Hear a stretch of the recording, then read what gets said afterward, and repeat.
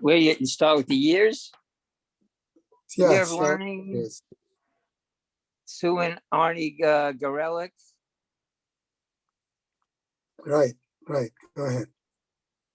I should read all the names? All the names, right? That's what they paid for. In memory of Malka Pearl Mann and Philip Mann and Yisrael David Ben Harav Tzvi Hirsch, Beryl Ben Harav Tzvi Hirsch, Yosef Meir Ben Harav Tzvi Hirsch, Henya Rivka Perel Rosner Bat Harav Tzvi Hirsch, and in memory of family murdered in the Holocaust, Harav Tzvi Hirsch Ben Shlomo Yaakov, Sarah Bat Ephraim, Yisrael David Ben Harav Tzvi Hirsch, Ephraim Ben Harav Tzvi Hirsch, Adia Bat Harav Tzvi Hirsch, Miriam Bat Harav Tzvi Hirsch, Pesel Bat Harav Tzvi Hirsch, Shalom Ben Harav Tzvi Hirsch, Shlomo Yaakov Ben Harav Tzvi Hirsch, Shmuel Ben Harav Tzvi Hirsch.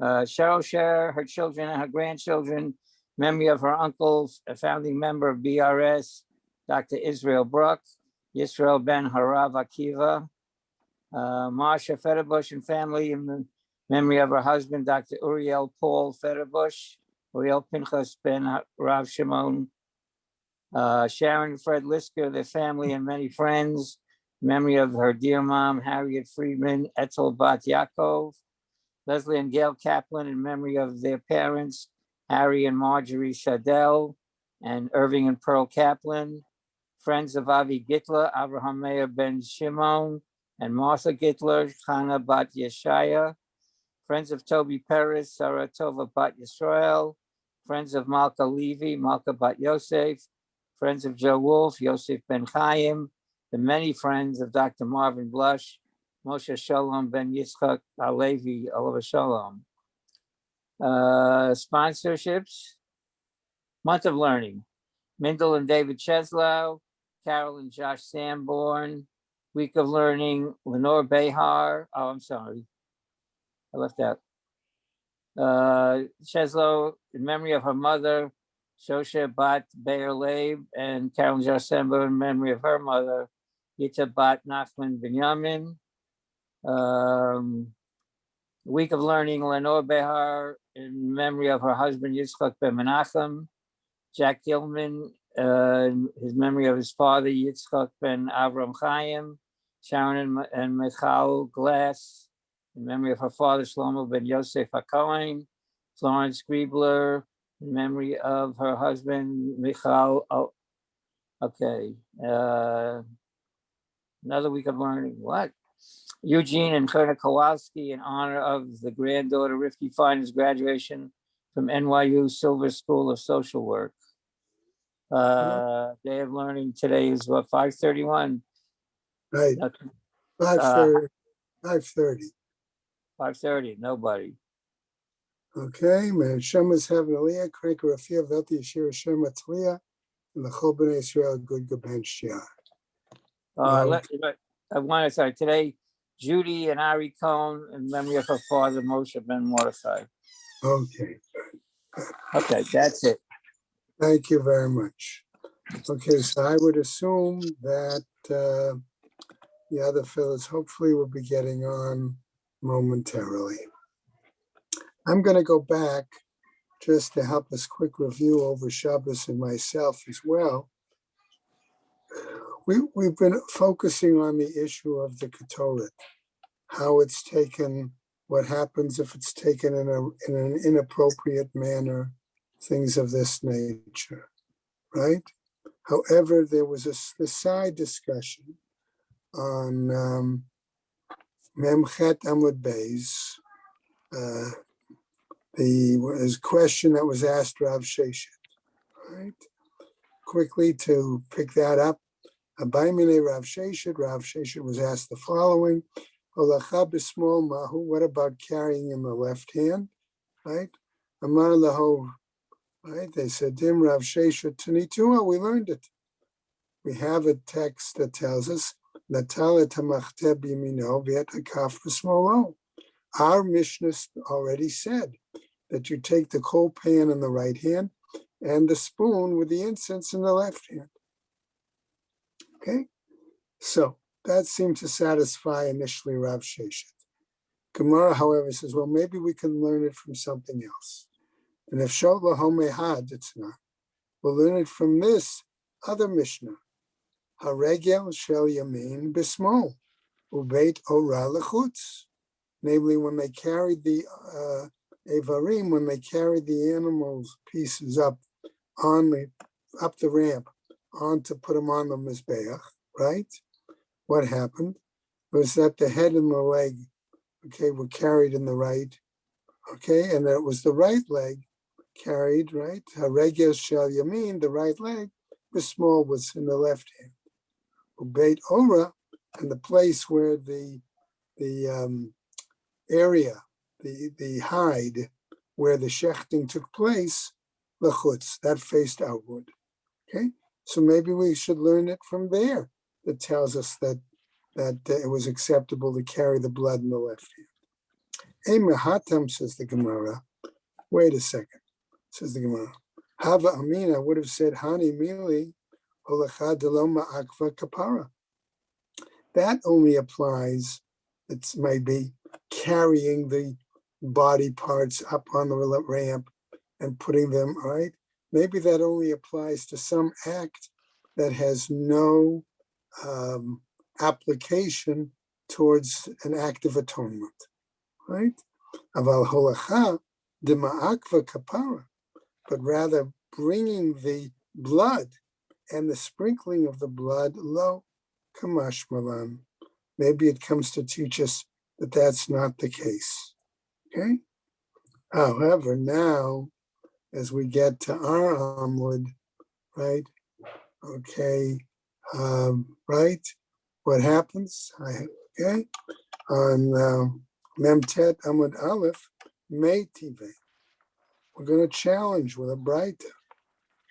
We have a Braita that says Zar, a non-Kohen, Va'onein, okay, and a Kohen or who is in mourning at the very beginning of the mourning period, a Shikur, or a drunken Kohen, Ba'al Mum, or a Kohen with a blemish, right? B'Kabbalah u'B'Holacha u'Zrika, when it comes to receiving or transporting or sprinkling blood, Pasul, that Kohen is invalid. V'chein Yoshev, v'chein Shmol. And likewise, if the Kohen does any of these acts while seated or with their left hand, Pasul, it's disqualified. Tiyufta. And this seems to be a proof text, right? Indicating that Rav Sheshet is incorrect, that the left hand shouldn't be used. Okay? So the Gemara now says, hold on a second. V'ha Rav Sheshet hu da'otva. But it was Rav Sheshet himself who brought the answer, who made the objection. Da'amar le Rav Sheshet le'amore. Because Rav Sheshet said to one of the Emoras of Rav Chisda, remember Emora in this case was somebody who was his peer and explaining the words of Rav Chisda. Bami name Rav Chisda. He says, wasn't it asked about Rav Chisda the following? Holacha bizar mahu. Okay, transporting the blood by a non-Kohen, what's the status? After all, Amarle, he answered him, Rav Chisda gave him an answer, Kshera, that it's still valid. Umikra Misayemi. And I have a pasuk that I can use to even justify it, support it. What's the pasuk? Right? Okay. The pasuk is Vayishchatu hapasach vayizraku hakohanim miyadam v'aleviim mafshitim. Namely, that when it came to the Pesach offering, it was slaughtered, right? Okay. And then what happened, right? The Kohanim sprinkled the blood, but it was the Leviim that flayed the hides. In other words, who caught the blood in that case? It seemed to appear from this pasuk that it was the Levim that caught the blood. Okay, so that would disagree with this Braita that said any non-Kohen could not do it. Right? So as we continue, Uchtavra Umotiv Rav Sheshet, and Rav Sheshet objected by saying again the Braita, Zar v'onein shikur, okay, a non-Kohen, and a Kohen in mourning, the very beginning of mourning, and a drunken Kohen, Ubal Mum, and a Kohen with a disqualification, a blemish, B'Kabbalah ubaholacha b'zrika pasul. When it comes then, again, to these aspects of the avoda, collecting the blood, transporting the blood, sprinkling the blood, then these individuals are disqualified. V'chein yoshev v'chein smol pasul. Excuse me. And likewise, one doing any of these things seated or with his left hand. Okay. So the Gemara now says, hold on. Batar disham ahadar odva. It says the Gemara, after Rav Sheshet heard this Braita, this is how he raised the objection. Vaha Rav Chisda krakama. But what didn't Rav Chisda cite a pasuk to try to prove his point, that it was the Leviim that did the something with the blood. So therefore, it has nothing to do with a difference between atoning and non-atoning acts. The avud ma'aseh itztaba. My answers, not exactly. You see, the Leviim, even though they were involved, they were standing there like what I'll call statues. I'm not sure how Art Scroll translates it. Koren uses the phrase, they acted like benches. Okay, but I didn't like that translation. In other words, it was sort of like they stood still, like a pillar, but simply handed it off one to another. You know, think of the old bucket brigade idea to putting out a fire. Okay, so that's the image I'm suggesting here. They acted as stands, it says. They acted as stands, right? That would be a good way of putting it, right, Ted? Okay? Oxwell said it, not me. Oh, okay. Well, but I'm saying I didn't have it, but I appreciate your, because I think that's closer to the language, the direct language there. Okay? All right. Now we come back, however, to our original discussion of handfuls scooping up the incense, right? The meal offering, things like that.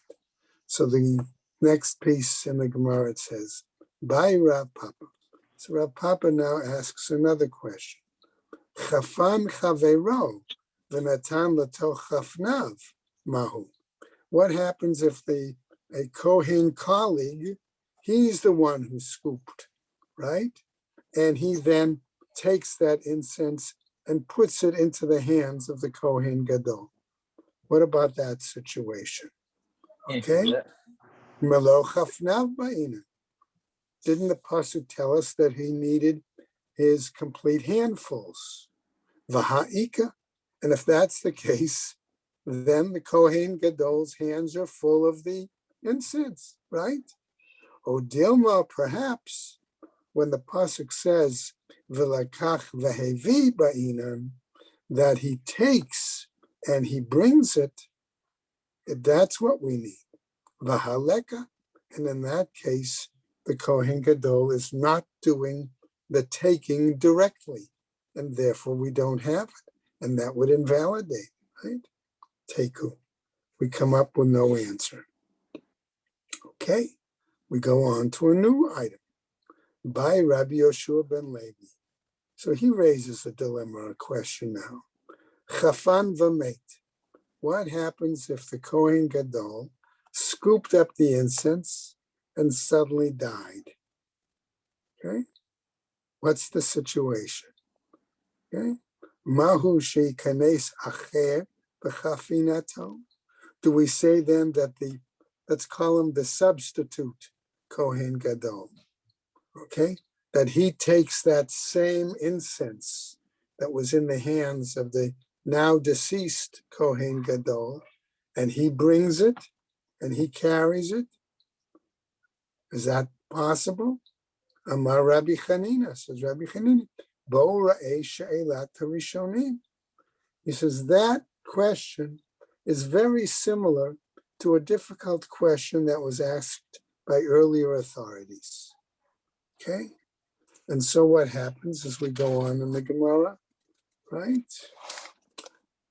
What do we see? Okay, I know we got a lot. We may not finish it. We'll see. Lamemra de Rabbi Yoshua ben Levi kashish. Does this mean that Rabbi Yoshua ben Levi is older than Rabbi Chanina? V'ha'amar Rabbi Yoshua ben Levi. And didn't he say, Li hitir Rabbi Chanina lishtot shechalayim b'Shabbat? Okay, that he once said that Rabbi Chanina permitted him to drink cress juice as a kind of medicine on Shabbos. Now, we might ask two kinds of questions quickly. Does this simply imply that Rabbi Chanina could have been younger, but was a better medical authority than Rabbi Yoshua ben Levi? Or was Rabbi Yoshua ben Levi really asking a halachic question and therefore asking permission of Rabbi Chanina, since he considered Rabbi Chanina was his elder?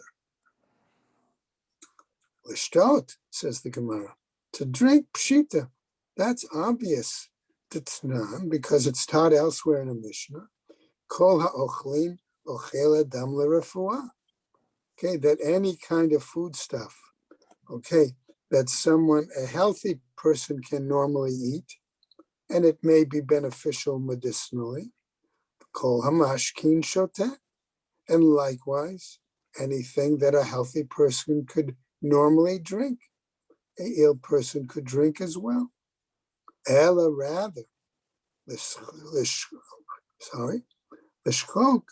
l'shtot, shchalim, but rather we're saying here, lishchok, to grind the cress, to get its juice, l'shtot, and to drink it, okay, b'Shabbat. That's what we're talking about. Hechidami, how is that possible? Ida ika sakanta, if it's a question of it being life-threatening, right? Mishra shari, it's certainly permitted. Ve'idileka sakanta, and if it's not a question of life-threatening, mesar asir, then it's clearly to be prohibited. So the Gemara tells us, la'olam de'ika sakanta. Certainly here, there must have been a situation of life-threatening. V'hachi kama ba'aya le. And this is the reason that he asked him, me, Messiah, does this cress juice have healing, beneficial medicinal powers? Denechul alayhu shabta. And that therefore, okay, by using it, are we going to be desecrating the Shabbos over it? Oh, lo Messiah. Or does it not have medicinal powers? Velo nechul alayhu shabta. And we won't be violating, desecrating the Shabbat on it. So the Gemara says, Umay shna Rabbi Chanina. So what's the difference in the point of his asking Rabbi Chanina? Is it a question of medicine or a question of halacha? Mishum devkei berufuotapu. Maybe he simply asked him because he was a baki. He was more familiar with medicinal issues. Da'amar Rabbi Chanina, as Rabbi Chanina may have said, Me'olam lo sha'alani adam al makat pirda levana v'chaya. As Rabbi Chanina once said, he says, I've never, asked a person a question about getting struck by a white donkey, and lived. So that seems to imply that Rabbi Chanina was a medical expert. Maybe that's why the question is raised. And so the Gemara, however, responds, "V'hakachazenim dechaye." But we have seen people getting kicked by that kind of an animal and still live. Ema, I would therefore say, v'chayat. No, let's say he does survive. V'hakachazenim demitase. And we therefore see that one can be healed from such a wound. The sumakan inu. But we certainly say, okay, that therefore there is a healing aspect here. The chivaran reish karaihu ka'amrinam. Okay, and therefore we say that these wounds, okay, have a problem healing when the animal themselves are red and their legs are white. That's a wild donkey, and their kick is more severe. Mikol makom, says Gemara, Shma mina de Rabbi Chanina kashish. Nevertheless, we should learn from this that Rabbi Chanina was the elder, right? Ela hachikama. But this is what it means to tell us. She'elatan, we ask the question, Keshe'ela shel rishonim, that it was a question similar to that was asked by earlier sages, okay, by earlier authorities. And therefore, what is the situation? Okay, Umi amar Rabbi Chanina hachi, and did Rabbi Chanina really say this? In other words, ask this kind of a question, similar about a Kohen Gadol and incense. V'ha'amar Rabbi Chanina. No, Rabbi Chanina's question was similar in that it was a question about papar, about the animal, the bull of the Kohen Gadol, v'lo b'damo shel par, and not regarding the blood of that bull. Right? V'amar Rabbi Chanina.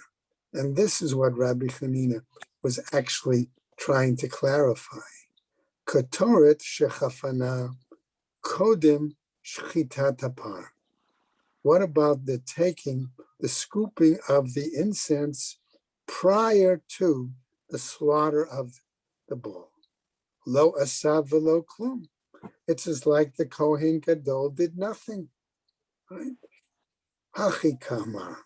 This is what he means to be telling us. Midikam meba'aya leha. Since this is what Rabbi Chanina was actually asking about. Miklal de kasavar bepar. It seems therefore to tell us that since he had in mind the issue of the bull, right? Va'afilu b'damo shel par. Even regarding the blood of the bull, ulamai disvirele, and therefore what was he thinking about? She'elato, she'elat harishoni. That therefore Rabbi Levi's question was similar to this earlier kind of question that was asked by earlier scholars, earlier generations. Mai hava Allah. So what was the discussion about this? Asks the Gemara. Amar Rav Papa, says Rav Papa, ichofein choser v'chofein. Namely, that if he scooped, one has to go back, okay, and the Kohen Gadol at the time died afterwards. Maybe the substitute Kohen Gadol has to scoop again. Chavero nichnas b'chafinato. And therefore, what the substitute Kohen has to enter with the earlier scooped incense. Etain chofein v'chozer v'chofein t'bayelach. Okay, and therefore he's really asking Rav Papa is, does that substitute Kohen have to go back and scoop again? That's what he's asking about. Okay? And that therefore that would be the way to fulfill the requirement of the scooping. Okay? This was his dilemma. Okay? Now, Amar le Rav Huna, says Rav Huna bered the Rav Yoshua the Rav Papa. He responds, right? Adraba, just the opposite. Ichofein, if he was scooped, the choser v'chofein, and he has to scoop again, lo yikanes acher b'chafinato, that there should not be another one. In other words, the substitute Kohen Gadol going into the Kodshei Kodshim, I'afshar shelo yichaser v'shelo yotir. It's impossible then that that amount may be too little, it may be too more, right?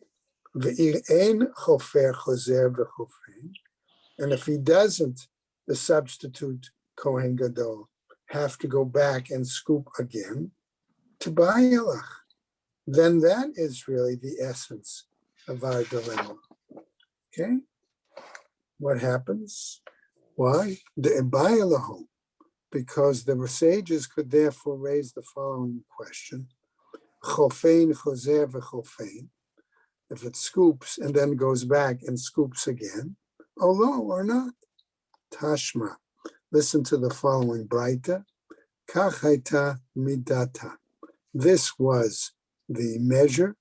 Okay, this was how they clarified the amount. My love. Kashem shemidata mibachutz, kach midata mibefnim. Namely, okay, just as its measure was the same on the outside, so its measure has to be the same on the inside. Okay? In other words, there isn't a need for the substitute Kohen to go back and scoop all over again. However, what happens? The Gemara responds, lo, that doesn't seem to be the case. Dilma she'im ratza la'asot midah oseh. Maybe if the substitute Kohen wanted to do and measure at a certain amount, he should be able to do so. Inami, or perhaps also, shelo yichaser v'shelo yotir. Or we might say, maybe he does so it's not too little and it's not too much. So the Gemara picks up and answers Tashma. But listen to the following Braita that might solve the situation. Ketzad hu oseh. What should he do? Okay? In other words, how should that Kohen Gadol act now inside the Kodshei Kadoshim? Okay? Ochez tabazek. Okay? Berosh etzbaotav. What does he do? He holds the, let's call it the spoon or the ladle, okay? And he holds it, right? Okay, with his fingertips. Ad shemagaat laben atzile yada. Okay? And others want to say, okay, that he holds it, okay, in the very front. So he has to sort of balance the with his fingertips, the spoon or the ladle with the incense, okay, in order before putting it on the incense on the coals in the coal pan. Okay. So what happens? V'chozer machzira letoch hafnav v'tzovra. Okay. Kadei sheyeh ashana shoheh lavo. All right. And so what does he do? He then rests the handle of the coal pan, so to speak, in such a way that he gradually lifts, okay, with his thumbs, and such that it reaches to the point that the handle of the coal pan is resting on his elbow, and with his thumbs, then he flips the ladle, the spoon over, so that the incense then falls onto the coals. Why? So that therefore the incense raises up and he heaps it up, Kadesh, right? So that the smoke rises slowly.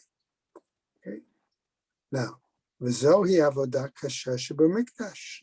And this is an extremely difficult part of the ritual, part of the rites in the Beis HaMikdash. Zohi v'tulo, asks the Gemara. This is such a difficult piece and no other. V'ha'ika malika. And then again, we get to the issue of pinching the birds for a service, for Navoda. V'ha'ika kamitza. Or we get to the issue of how much of a handful, a palmful, the Kohen has to take, Gadol has to take. Elazohi avodah kasha mi'avodot kashot shebamikdash. Namely, this is one of the more difficult kinds of practices, rites, rites, that the Kohen Gadol has to carry out there in the Mishkan. Shma mina, chofein v'chozer b'chofein shma mina. And therefore, from this, we probably can learn that the first Kohen scooped. When he dies, the new substitute Kohen has to come back and scoop again. That's what seems to be the case. So, since we've raised now the question of the death of the Kohen Gadol during the course of the rites, of the practices, we're going to raise another example with that, right? Ibayalahu. So the rabbis asked, Shachat v'met. Let's say he slaughtered the bull and he died. Mahu sheikanes acher b'damo. Should the substitute Kohen Gadol now enter with that blood into the Kodesh Kadoshim? Mi amrina, do we say b'par when it says with from the bull? Va'afilu b'damo shel par. Does that imply also the blood of the bull? O Dilma, perhaps b'par when it says from the bull, v'lo b'damo shel par, and it doesn't apply necessarily to the blood of that same bull that was slaughtered by the now deceased Kohen Gadol. Rabbi Chanina Omer, says Rabbi Chanina, b'par v'lo b'damo shel par. He argues that when it says for the bull and not the blood of the bull, and Reish Lakish says no. It's when it says with a bull, it means even the blood of the bull. Okay. Rabbi Ami Amar, and Rabbi Ami says b'par v'lo b'damo shel par. Rabbi Ami says no. And when it says bull, it's not with the blood of the bull. Rabbi Yitzchak Amar b'par v'afilu b'damo shel par. And Rabbi Yitzchak argues, no, with a bull, it means also with the blood of the bull. So we've got 2 and 2 lined up. Now, Rabbi, we see the Gemara goes on. Eitive Rabbi Ami la Rabbi Yitzchak. So in our later argument, right? Rabbi Ami is challenging Rabbi Yitzchak, and he says to him as follows. Yitzchak nafacha nimnim. Okay,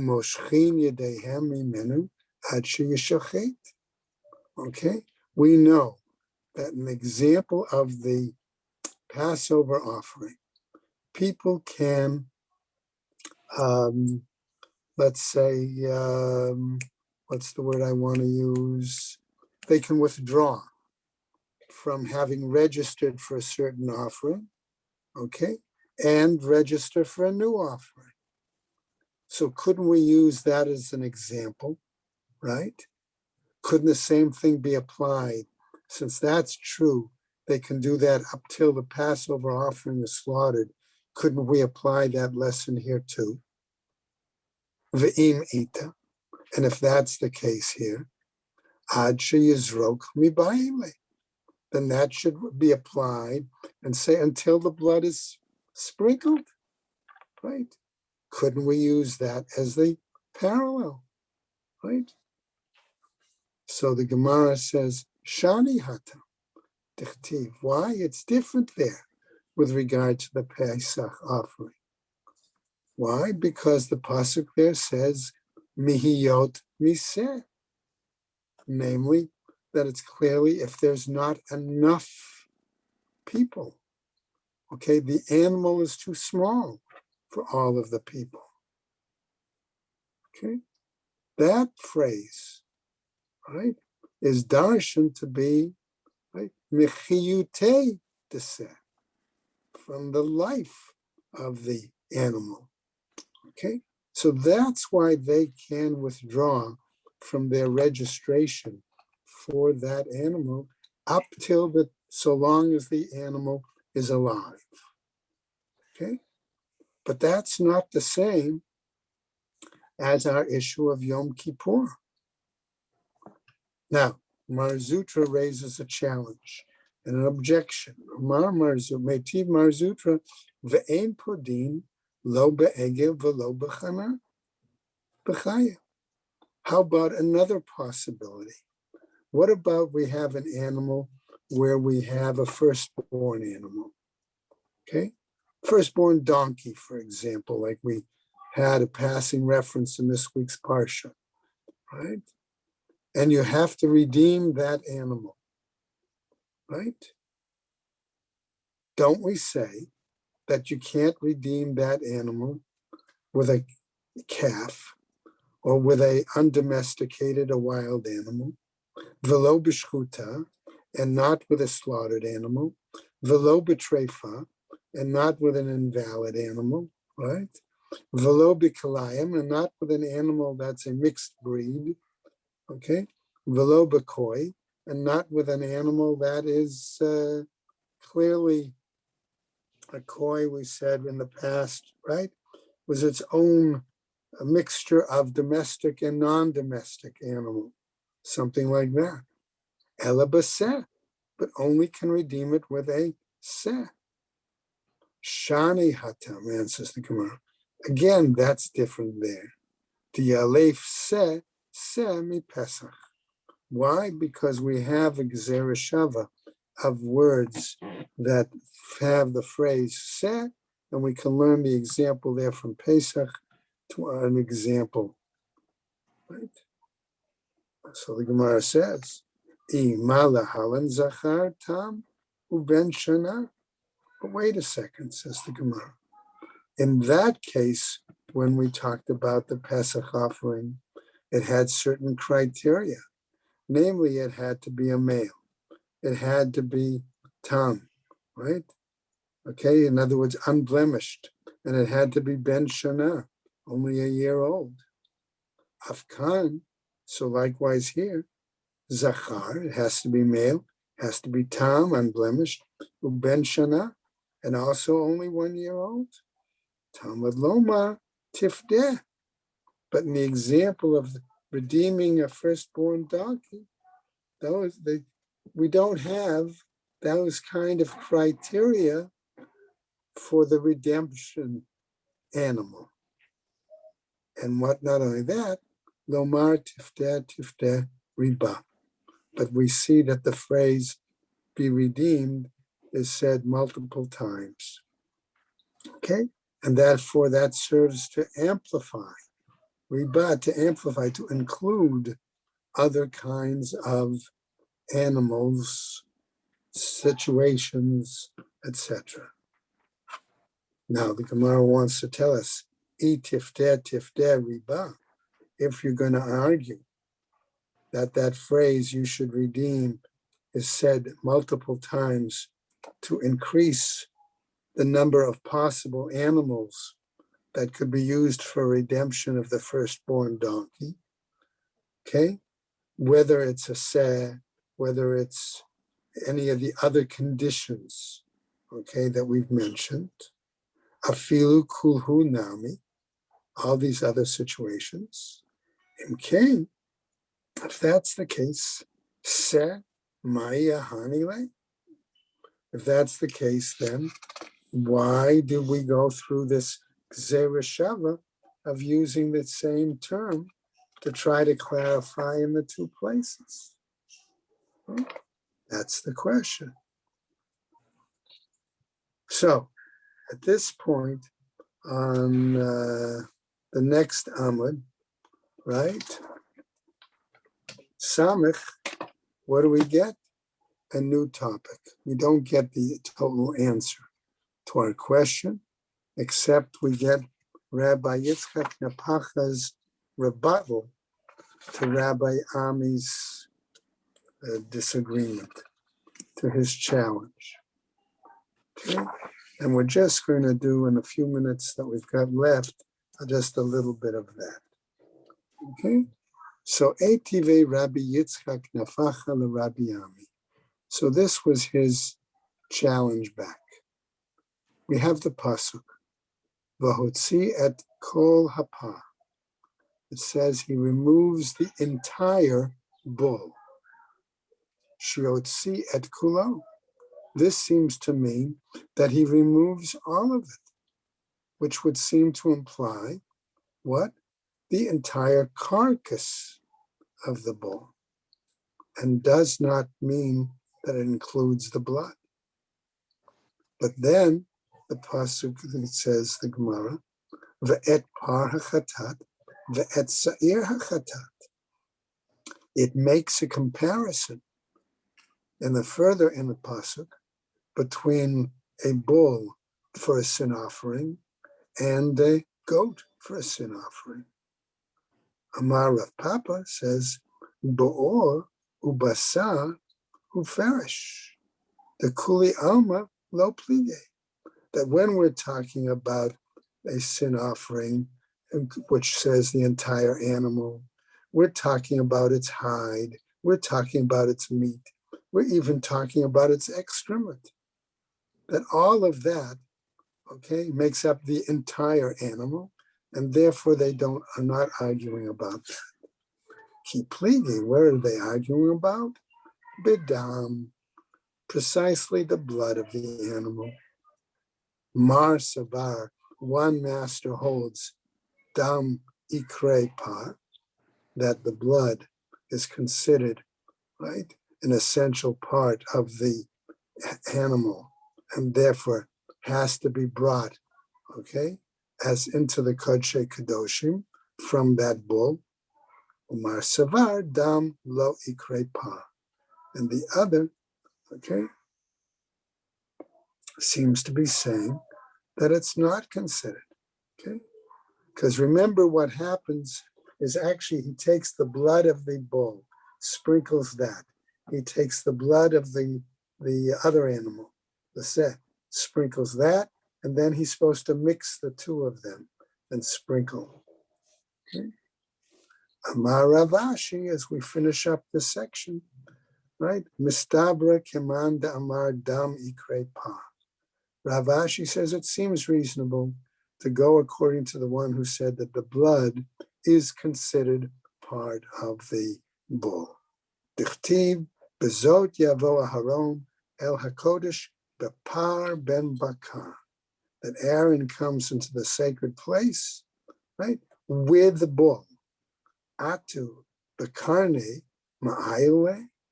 Is he only going to bring, let's say, the horns of the animal into the Kodshe Kadoshim? No. Ella b'damo. It must mean, what is he bringing in with him? The blood. Bekare lepar. And this proves that the blood is considered an essential part of the bull and what we refer to. Okay? And what happens is, ve'idach, and the other one, what did he argue? What was meant by that pasuk that Aaron brought? Bapar ben bakar chatat. No, he was talking about a young bull for a sin offering, okay, and not the bull that we're talking about, whose blood will be mixed for the sprinkling. So we're going to stop there, okay, on that point, okay, and the Gemara is then going to have us continue, okay, still a little bit with this issue of one Kohen Gadol and another, okay, in terms of another such kinds of situation, right? So everybody stay well, take care, and hope to see you again within another day or so. All right.